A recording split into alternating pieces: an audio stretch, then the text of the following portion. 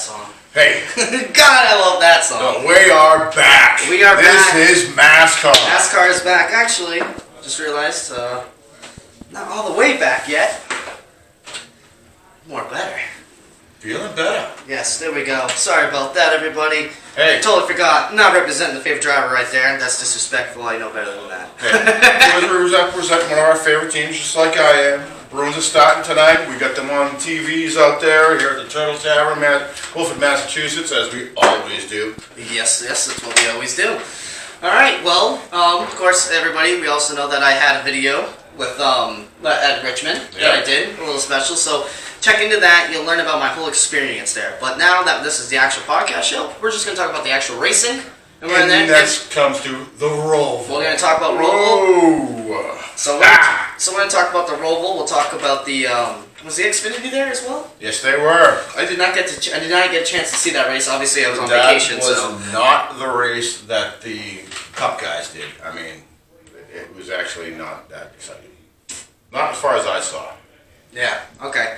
The Roval. I didn't even remember who won. I honestly don't even. Yeah, I was like I said, I was probably out with the family and stuff. I had a buddy come all the way up from South Carolina to come see me. I had a busy, fun day that weekend, so I was all over the place. I didn't get to catch much. But don't worry. We got a lot to talk about. That Roval. I'll tell you what. On last Sunday, there was two things I was making sure I watched. One was the Patriots game, and number two was the NASCAR race.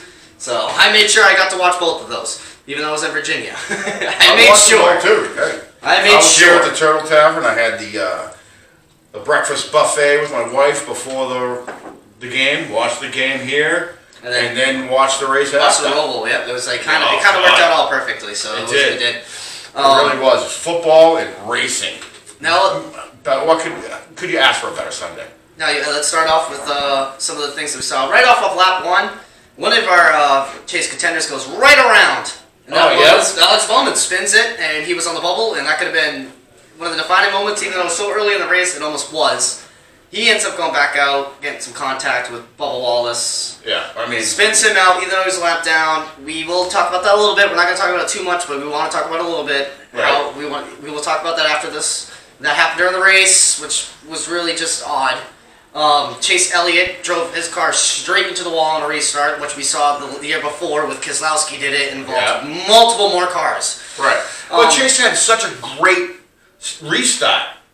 I mean, he was gone. Was that the restart? It was a restart. What was the restart before that? Remember the restart before that when fucking Jimmy Johnson spun out and fucking everybody did? Yeah, there was that restart, so I forgot about that. There was Jimmy had a spin out. Jimmy fucking did great that day. He was up in front. He jumped in. Once again, just the last fucking stage as always. Yeah, last stage. But, I mean, that, him just totally misjudging that, it was almost idiot of the week worthy.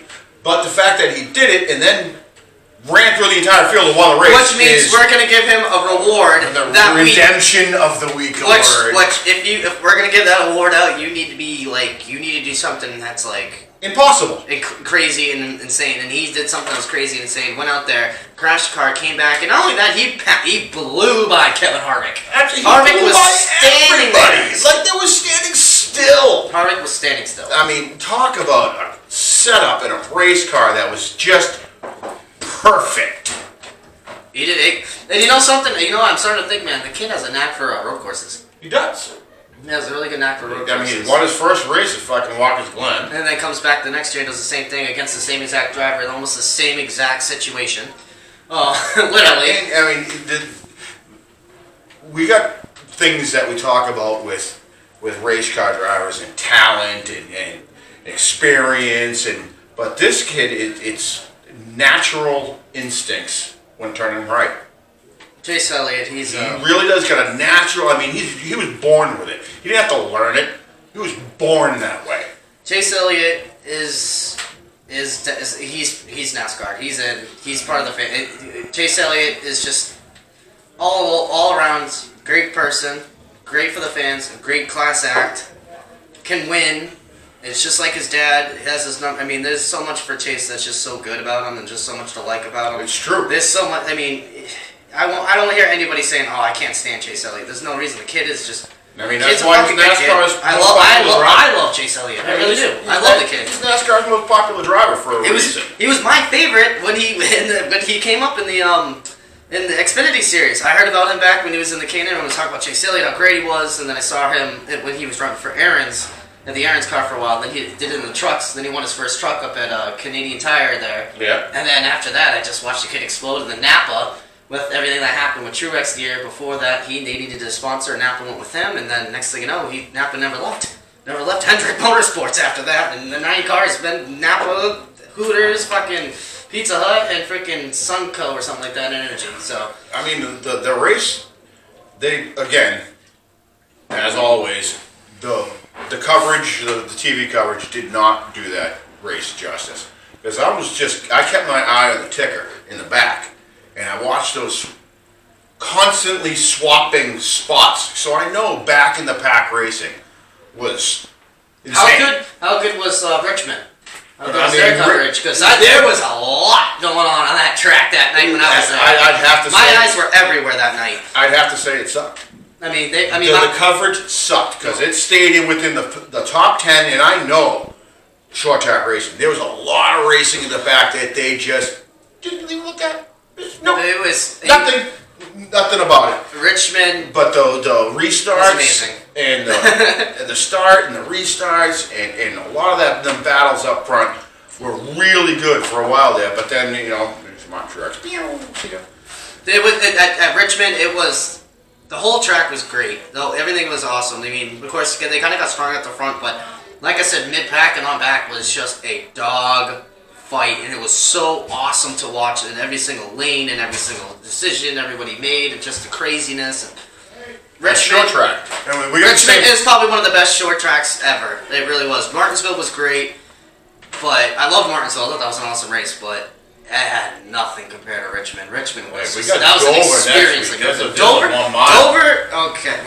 That's a mile next week. But so let's not talk about that. Let's keep talking about the Roval. Yes, the Roval. I mean, there's a lot to talk about there. Yeah. So Kyle Busch. Actually, Kyle, you're almost in the running for Idiot of the Week award, but it's gonna have to be Alex Bowman. I'm talking about. Kyle Busch. I mean, Idiot of the Week for me. Sorry, I'm giving it up now. It goes to Alex Bowman. I can give you reasons. 1, you spun it on the first lap. 2, you fucking got argument and got mad against the guy that was a lap down. And 2, you got out of the car and got water splashed in your face. And somehow, you got lucky that fucking Ryan Newman overjumped the bus loop and got passed.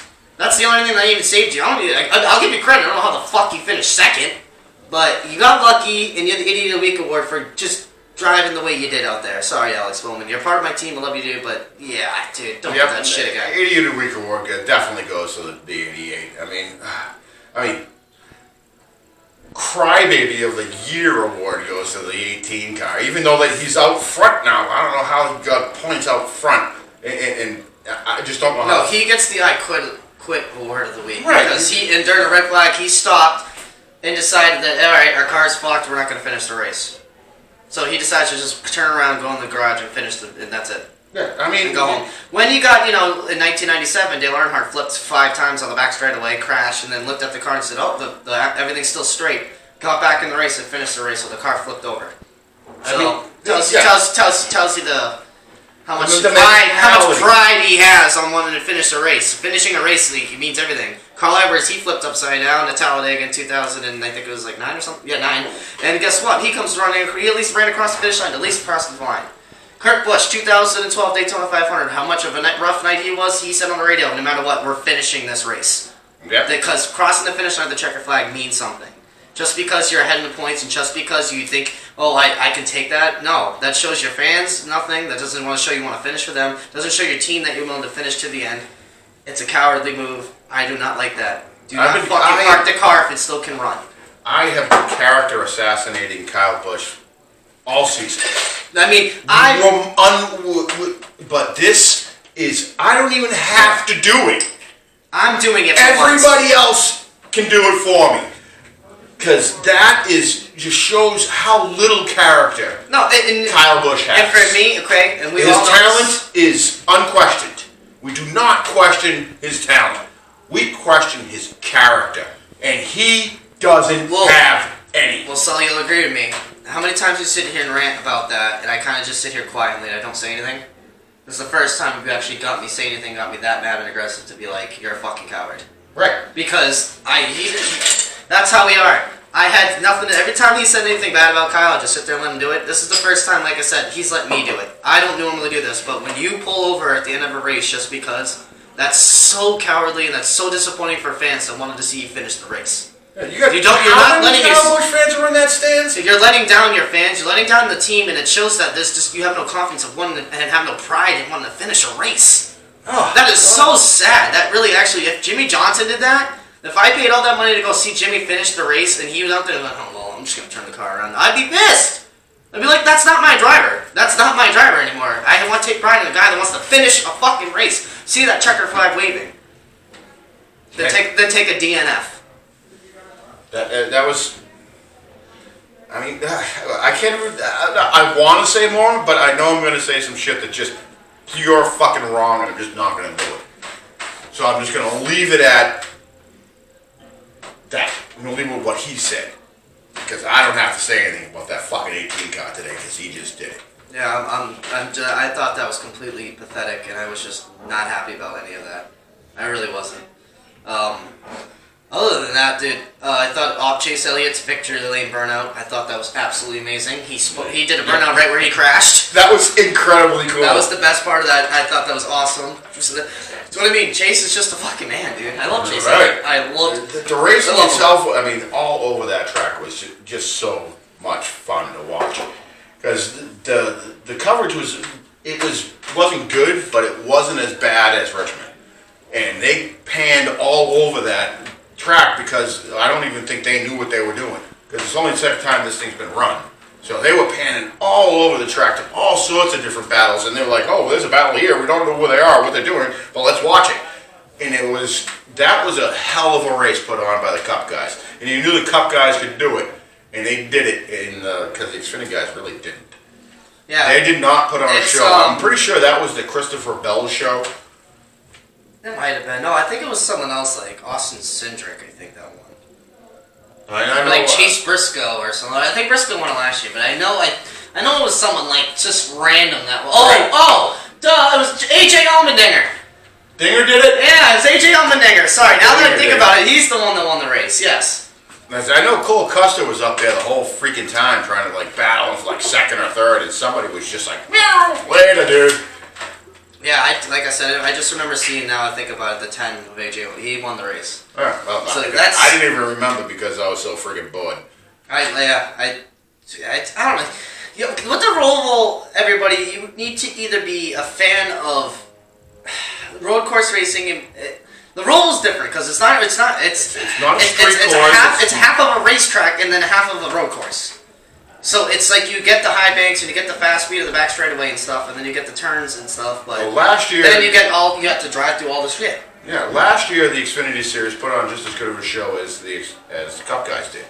Not so this year, but I will definitely give it up for the guys that set up that track this year. But it was. I'm gonna go and do my. I'll take a shot, dude. Hey, Roval's a good idea. We like it. Roval, hell yeah. And actually, another shout I want to give to is Charlotte Motor Speedway itself. Right? Charlotte Motor Speedway, because what they do there is amazing, because they're the first to try anything. They were the first to put the softer barriers in. They were the first to change the colors of the wall. They were the first to put AstroTurf in. They're the first to ever have a Roval. They're the first to ever have an All-Star race. They're the first to have the longest race of the season. Charlotte really does go above and beyond to try things differently that other tracks don't, and that's something that a lot of tracks learn from, is what Charlotte does. And Charlotte just does a fantastic job at showing that. All right, let me ask you this, and I'm telling him this. How jacked up was I on the AstroTurf? Right? You still are. How much was I? That's the fucking greatest idea that they fucking ever had. All the tracks should have it. Every track should have it. Every track should have AstroTurf. They don't wreck, they spin, yes, but guess what? Does it damage the car? We don't see cars flip over. Okay, never mind, keep grass. I want to see cars flip over. I'm sorry, I like when a car flips over. At least that's I was just watching, what was it? I do like when a car flips Logano flip over times at Dover in his rookie year in 2009. On lap 2, when frickin', guess who hit him? Tony Stewart. Tony Stewart took him in the wall, and there was, in the wreck was, I'm pretty sure, wasn't Logano driving a 20 car? Yes, he was driving. That was his rookie year. Right. 2009. He wrecked. I can't even remember who he crashed into. He crashed into Bobby Bonnie, Reed Sorensen, and Robbie Gordon. Well, and that leads us into something. Dover. The Monster Mile. That mile of concrete, tire chewing, hard turning, big bank bitch that we call a monster. And after you saying all of that, as a 48 fan, welcome home. Yeah, what, 11 wins now? 11 wins. Yeah. We're going for 12, baby. And I think he can do it. I think everything. Dover's his bitch. Right. The only thing that's going to stand in his way is that fucking 18 car and that fucking 19 car. And then somehow, you can't count the four. No, 4. I was just about to say, no, the 4. The 4 will come out of nowhere. The 2 might. And now the 42 is going to run the fucking outside lane all day. And 9's got the momentum. All right. It's going to be a dogfight. I mean, let's just look at it right now as we're talking. Who's going to win that race? Jimmy Johnson. Who's your dark horse? Jimmy Johnson. Who's your dark horse? Jimmy Johnson. My dark horses are the 48, the 48, the 48. My winners are the 48, the 48, the 48. Okay. That's... I'm going to go with... I'm being fucking dead serious. I'm not joking around. Like, no. Alright, if you want me to be... Alright, okay, fine. I'll be honest. You want me to be honest? The 48, the 4... I'm just kidding. Alright. I got it. Dark horses, they're honestly... This is a track for... The reason why dark horses are kind of on the street, because this is a track for the real men. You don't see these random one-car wins out of nowhere. The last time I saw the guy that won here randomly was Truex back in 2007. Right. When he won there. That was about it. This track is you actually see guys that, are good win there. You don't see fucking, oh my god, wow, out of nowhere he wins. Right. No, Dover's fucking... That dude, the thing is, like you said it, it's a bitch.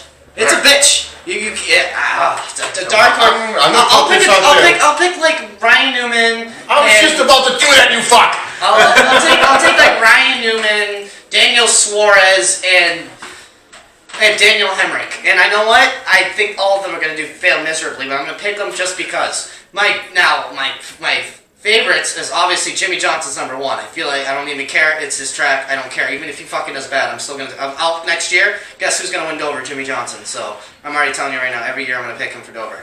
I got Brad Keselowski up there as well, and I also think that Denny Hamlin will do well there as well. That's it. That's honestly, but other than that, it's all 48 Sunday. Because this is our fucking track, okay? Charlotte was ours, but then everyone took that away from us because Lowe's decided to leave. Fuck you, Lowe's. And then, so Sunday is our day. Sunday is Jimmy fucking Johnson's day. He just needs to get it around. And if not, he's going to be up in the top 5 all day. I'm going to pick Jimmy Johnson as my number 1 dark horse. Ain't no dark horse in that bitch. All right. Before you chop my fucking head off. I said it calmly. And Matt Benedetto. Dude, you know what, man? I would love to see him in Victory Lane, man. And the 10. Oh, you got Almirola? Almirola's that. You know something, dude? You know, man. I want to say something about Almirola, man. He's gonna be pissed. Me and you've been wanting him to do something all year, dude. He just can't. He couldn't. And he had a great year. And Clint Boyer, same thing. They're both there, but they're not there. Right. Does that make sense? And then Daniel Suarez is just a disappointment on the team. And then Kevin Harvick's all well, I'm Harvick. My number 1s are going to be, my usual picks, which are the 4.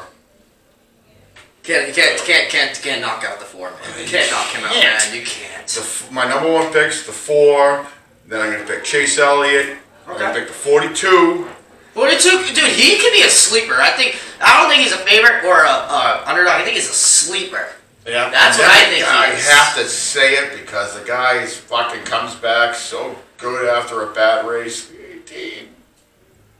See how honest we are here. As much as he hates him, he thinks the 18 can win the race. He's and in my as much as top I don't four. wanna say, That dude, fucking piece of shit is in my top four, yeah, right? and that piece of shit knows how to get around fucking Dover. So All I right, give him for that. being honest, I'm going to do another shot because I Being have honest, to. yes. Well, I just want to take a couple of minutes to also thank Brendan for being here. 71. Thank you so much for being here and taking care of everything while I was gone. He did a fantastic job. He really did. My hat's off to you, to Brendan. Brendan. Absolutely. Thank you, man. We hope to have him on the show soon, again with us three. Of course, we got the saddle, the masshole, and obviously it's been great to be back. I watched the show, and I don't want to brag, but man, it's not the same without me. Hey. This was his brainchild in the first place, but I want to give it a little challenge out there or a statement. Any driver that wants to come in here and do a little talk with us, we'll put your number up. Just like Brandon, we want local drivers to come in here and talk and give us some input, and you'll get your number on our band. All local drivers from any division series is more than welcome. Hey, and all you NASCAR and Xfinity and Cup, it doesn't matter. Come on in. Hello, number, banner. Yeah, I want any of you guys to come in. I love to talk. I just also wanted to say, for the playoffs, there is, after Dover, there's Kansas, and then there's Talladega. Actually, no. Sorry, it's the other way around. Yeah, it's Dover, Talladega, and Kansas. Talladega. The only reason why I'm saying this is Talladega. Even though it's still, we will. Trust me, half the show we'll be talking about Talladega. Right. So I'm gonna give it a little shout out to the Talladega Campground South group. Love you guys. That's awesome. Yes. Okay, if you guys haven't noticed, what's our favorite track to watch together? Talladega. If it isn't Daytona, Oh, I mean, hey. they're like. We're watching that together, right? Oh yeah. Okay, good. Hello. Yeah. I don't think I got anything going on next weekend. No, don't plan anything, because me and you are watching Talladega. All right. Talladega is awesome. Okay, wanna know why? Because we love restricted. Well, actually, it's not even restricted plate It's just racing. pack We racing. just love pack racing. We just love to see them in a pack. All right. Anything else? Last words? Anything you want to rant about? Anybody you hate? We all know that I am just giggling because Eric Jones got knocked out. I'm just giggling constantly all week long. The first thing I said on part 2 of our last one, when me and Brandon started talking about who was out, we both looked at each other. It was like, Eric Jones, gone. Yep. It was. He screwed himself out of that. Yep. Alright, well, I got nothing else to say. All I gotta say is it's good to be back. I love you all. Missed you all. And definitely check out my Richmond special, because you'll learn a lot about my NASCAR hat that has been signed by most of the team and Jimmy Johnson. Jeff Gordon is also on there. You'll learn about how I met them and signed them. Got my new Dale Jarrett car, which is never ever going to be not next to this 48, I'm telling you right now. So, got a couple of new babies. Definitely listen to it and I'll check it out. I appreciate you guys and everything, and I love everything that you guys do to listen to me and listen to me blab about the one thing I love. So, everybody, this one's for you guys. Take it easy.